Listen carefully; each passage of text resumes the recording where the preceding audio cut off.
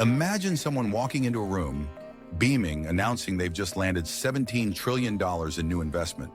That number's larger than China's entire economy.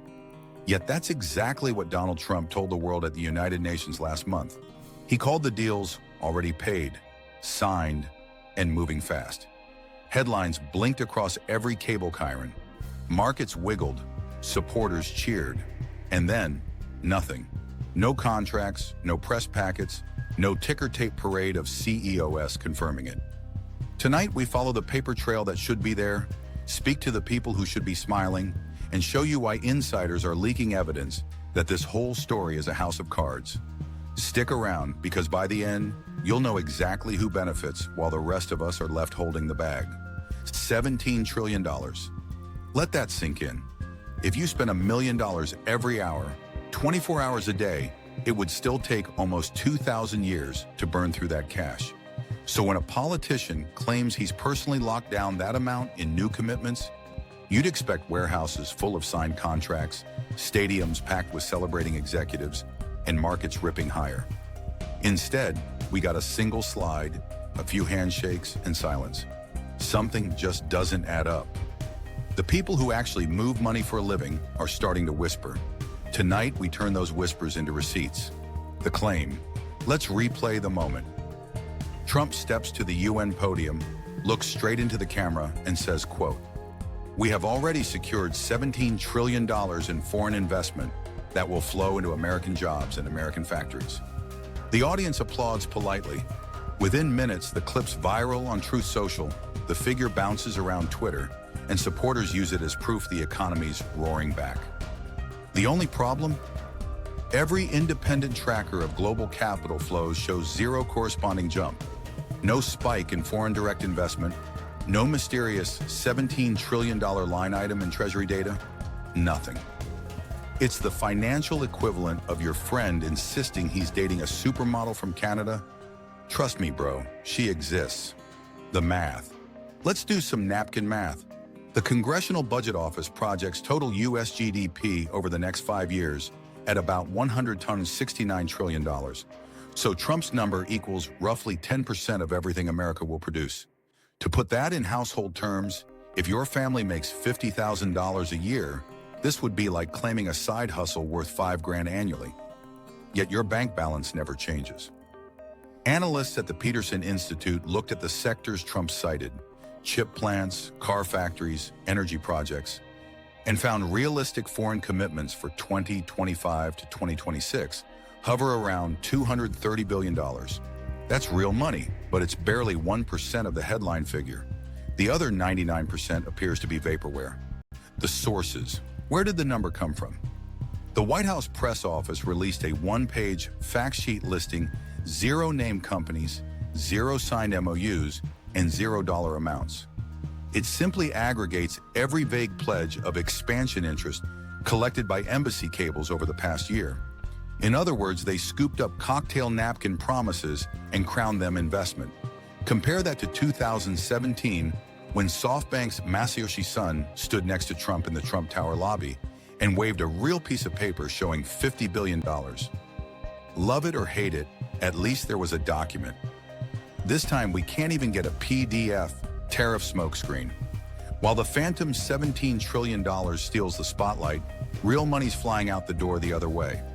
Between April and July, U.S. firms paid an extra $67.3 billion in tariffs, according to Commerce Department data.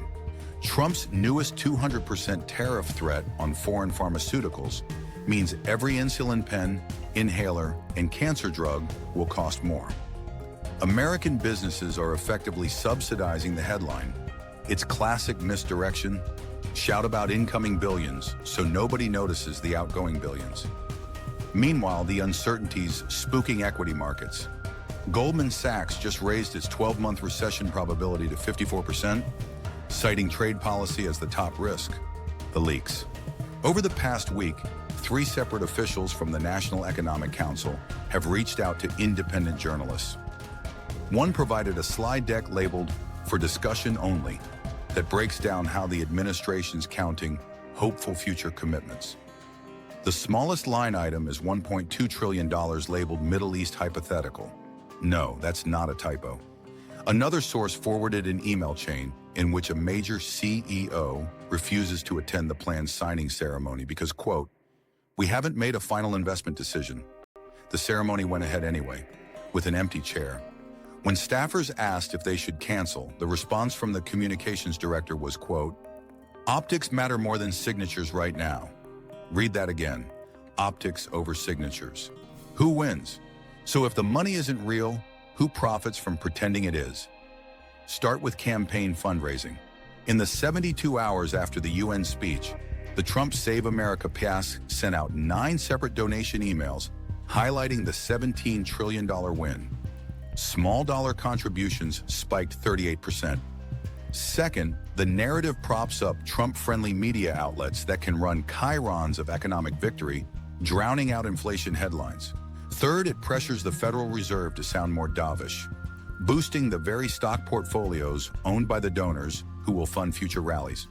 The rest of us get higher grocery bills and a pat on the back. The human cost. Numbers numb, so let's talk people.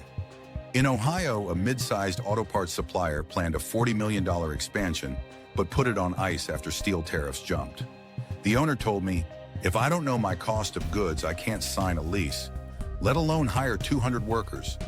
Those 200 families were counting on wages that now may never exist.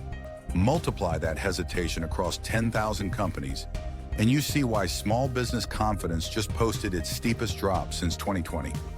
Phantom investment isn't harmless theater. It crowds out oxygen for real deals that employ real humans. If you're getting value from this deep dive, hit the subscribe button. We're building a community that refuses to swallow headlines whole, and we drop videos like this every week.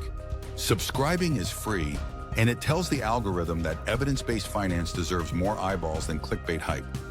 This isn't the first time Trump has used a jaw-dropping investment claim. In 2019, he touted $500 billion from a Chinese trade package that never materialized. In 2020, he spoke of a $2 trillion infrastructure bill that died in the Senate. Each cycle follows the same arc. Headline number, media fanfare, no follow-up, memory fade. The difference now is the scale. $17 trillion is so cartoonishly large that even cable news hosts who normally shrugged are asking questions. When the number starts as a joke on late-night TV, you know the routine has jumped the shark. The experts. I spoke with Dr. Louise Caravati, former IMF economist, who laughed when I mentioned the figure, then caught herself and apologized. "It's not funny," she said. "Large, unsubstantiated numbers undermine public trust in every future announcement. They're the economic equivalent of crying wolf Mohamed El-Arian, chief economic advisor at Allianz, tweeted last week, 'Policy credibility is built one data point at a time, and it is lost in headlines.'" Translation: once you blow your reputation on a stunt, good luck getting investors to believe the next story, even if that story's solid. What happens next? Markets are forward-looking, so they're already pricing in a walk back. Expect a quiet statement in a Friday afternoon dump that the $17 trillion represents potential opportunities across a 10-year window, whatever that means. The president will pivot to a new slogan, maybe America Investment Renaissance, and the cycle resets. Meanwhile, the tariffs stay, costs keep rising, and the average voter's left wondering why the fridge still feels expensive. Our job is to keep the receipts front and center, so the next time a politician throws a $1 trillion frisbee, we ask to see the contract before we applaud. Conclusion: $17 trillion should light up the economy like a Christmas tree. Instead, all we see is the faint flicker of another mirage. The documents don't exist, the CEOs are nowhere, and the money trail leads back to campaign inboxes stuffed with small dollar donations from people who deserve the truth. If this video helped clarify the mess, share it with someone who quoted that number at the dinner table. Drop your thoughts below. What would you say to the administration about these phantom investments? I read every early comment, and if we hit 5,000 likes, I'll upload a follow-up breaking down the newest tariff schedule line by line. Until then, stay skeptical, stay curious, and I'll see you in the next one.